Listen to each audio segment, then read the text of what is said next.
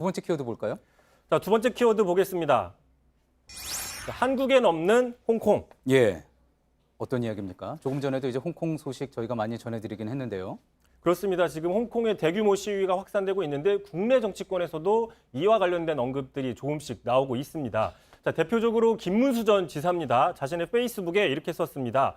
자, 홍콩 시위에 대해서 지지를 한다고 하면서 인권 변호사를 자처하는 문 대통령도 시진핑의 대변인이 되지 않기를 바란다.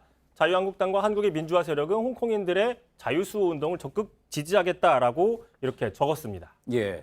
그러니까 우리 정부나 민주당, 여당이 이제 홍콩 시위에 대한 지지 입장을 내놓고 있지 않는 게 중국을 지나치게 눈치 보고 있는 것이다. 그런 지적인 거군요.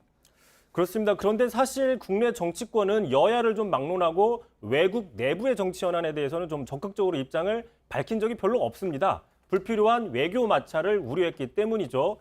자, 그렇기 때문에 평소에 민주당이나 정부를 향해서 친중 성향이 있다라고 얘기를 하면서 중국이 항의조차 하지 못하고 있다. 친중 정부다라고 얘기했던 한국당조차도 이번에는 침묵으로 이야기를 하고 있는 겁니다. 예, 그러니까 앞서 나왔던 김문수 전 지사의 지적과는 달리 자유한국당도 이 부분에 대해서는 침몰하고 있다. 그러니까 이번 홍콩 시위는 우리가 직결된 게 아닌 중국 내부의 문제고 외교 관계 측면에서 좀 신중하게 접근할 수도 있는 부분이다. 그런 또 지적도 있지 않습니까? 그래서 여당은 물론 제1야당조차도 전략적으로 좀 침묵을 지키고 있다라고 해석을 할 수 있는 부분인 건데, 근데 지금 김문수 전 지사 같은 경우에는 이에 대해서 문제 제기를 하고 있는 거죠.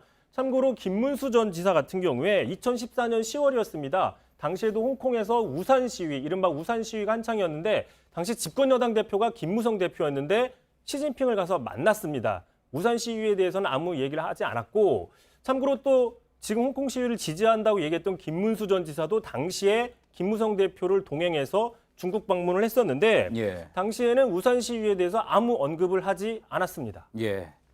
당시 내용에 대해서도 꼼꼼히 잘 찾아봤군요. 잘 들었습니다. 비하인드 뉴스 이성대 기자였습니다.